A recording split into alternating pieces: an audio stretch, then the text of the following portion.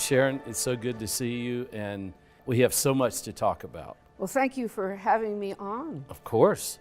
So let's start with, what is the Water Resource Research Center?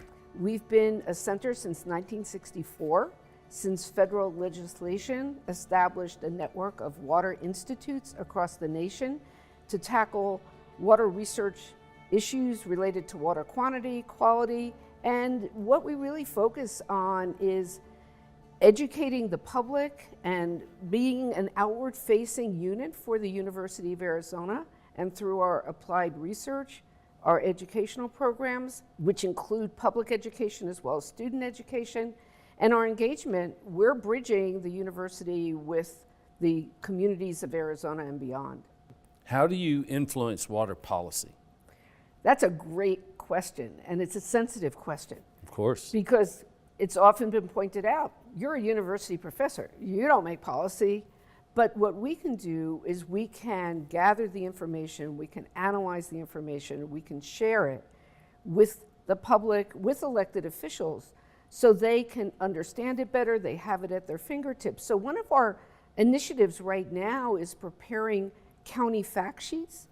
What we found out is some of our agencies don't distribute information at the geographic level that people most relate to, including some of our county extension faculty and staff.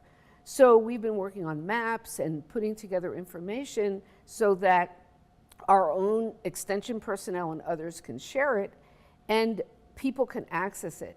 Arizona's such a fascinating state in terms of its geography, its distribution of water, and also the kind of communities that we have. We have many rural communities. We are home to 22 federally recognized native nations, and everyone is different. And when it comes to indigenous communities, I had to learn from almost zero knowledge. I grew up in New Jersey, and going through school and whatever, there was never any mention of native nations and indigenous communities. And indigenous communities and native nations in Arizona are so important to everything in the state, but especially water. And so what we do at the Water Center is we help educate.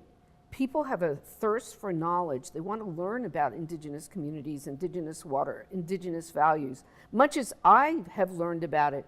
So what we've been able to do, we hosted a conference fully on this in 2021. We have integrated it more and built more of it into our programming, our webinars and so forth. And we have people regularly thanking us for sponsoring this program on universal access to clean water, where we had a webinar on that, or panels at conferences where I help organize a conference, not indigenous though I may be, I'm the moderator, the speakers are all indigenous. So it's really, I feel so grateful to have the opportunity to do this. I was just in March at the UN Water Conference. We're through our university accreditation. You yourself signed a letter that committed us to further the goals of universal access to clean water and sanitation. We were able to include in our delegation tribal leaders and other people working on tribal issues. And so it's been really a wonderful opportunity, a learning opportunity, and what we're trying to do is help others learn, because we really need to understand each other. So where do we use water in Arizona? When I got here, I learned about the 5 C's of Arizona, and it seems a lot of the citrus and cotton are being displaced with mega developments with homes, and as our state grows, we've got to have places to build homes.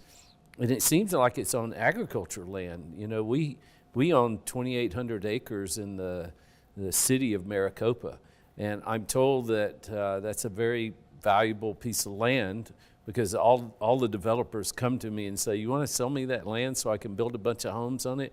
Where do we use water?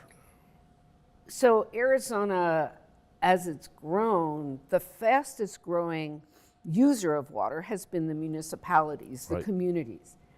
And I think if you look years ago, in fact, you can look nowhere else other than Phoenix. If you look at the Salt River Project area And that was the first large Bureau of Reclamation dam project to take and harness river waters so they wouldn't flood and direct them into the central Phoenix area. Back in the early 1900s, over 90% of the water use in the Salt River Project area was for agriculture. Now over 90% of it is for municipalities. Right. So over time, what we've seen is municipal use has grown. On the pie chart, our pie's not gotten much bigger of water Right. use. You know, we really are not using more water than we were using 30 years ago or so, maybe even 40 years ago. But the pie slices have changed. Municipal has grown. Agriculture has gotten smaller, but it's still over 70%.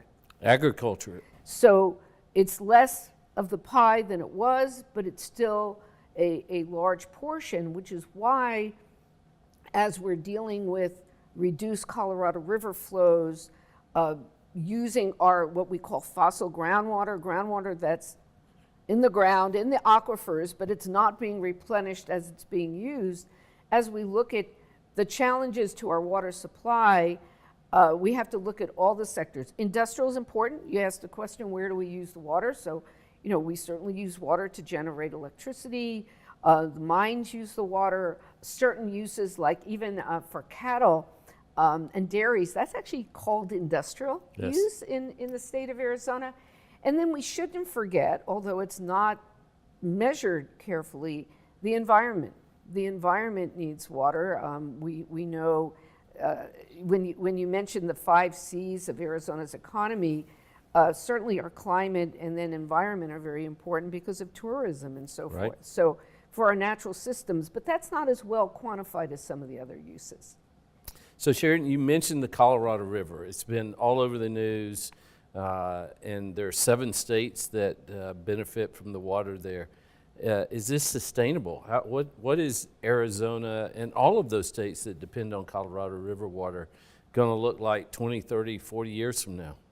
Well, to really get into the Colorado River, we probably need a whole other meeting. That's to why do this that. is So- this is a so- 2-hour discussion.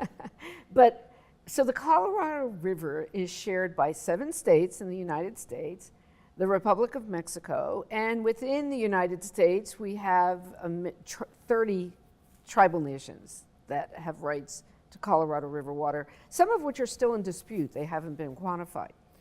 And so we have, it's estimated 40 million people depending on the river to some extent, Yeah. you know, not for everything that they do. And this is in the western United States. We've been growing. It's not the only source of water, but what's happening is demand for water is growing. At the same time, the supplies the river system is producing are shrinking. And they're shrinking largely due to, you want to call it long-term drought, you want to call it mega drought, you want to call it aridification, but we see that we're experiencing the driest period of record, the driest 20-plus period on record in 1,200 years. Wow. And there's a big difference between 1,200 years ago and now, because now we have 40 million people, Right. and so much depending on the river. And so, in a nutshell, I'm going to make it sound like this is a simple statement, but it is the challenge. We have to get back into a new equilibrium. You know, we can't act like the river is producing 16.5 million acre feet, which is kind of what has been allocated, not even counting evaporation, when the river is producing more like 14 or 15, or in recent years, except for this year, which is a banner year for water, more like 12 million acre feet. Right. And sometimes the projections are showing it could go down to 9 million acre feet. So what we've done over the past 20 years, with a few good years in there, is we've been pulling our savings. We had water saved up in Lake Mead, so anybody who's been out to Hoover Dam, the storage behind it is Lake Mead. It is the largest surface storage reservoir in the United States when full. Right. Now it's about 27% full. It's amazing. And it's like people, you know, okay, you might think, all right, I'm going to draw on savings, I need the income, but I'm going to go deposit more in once I get that next paycheck, and then you lose your job. That's the kind of analogy I've been using. It's a very good analogy. We keep thinking that we're going to get a good winter, we're going to get a good winter. And over the last 23 years, we've only had a couple. So even with this winter, a question that comes up, is this winter helping? Sure, it's helping. It's not hurting. But it's not enough for us to say, hey, we're out of trouble here. So what we need to do, and I'm optimistic we can do, is we need to adapt. And that means everybody. That means agriculture, that means communities, that means industry. This is truly one of those things we're all in it together. And so much of what is happening with the water community on campus and elsewhere is working on some of these solutions.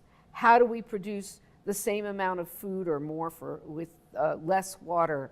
How do we reuse water? Some people don't want to think about reusing treated wastewater, but wastewater is treated to such high standards these days.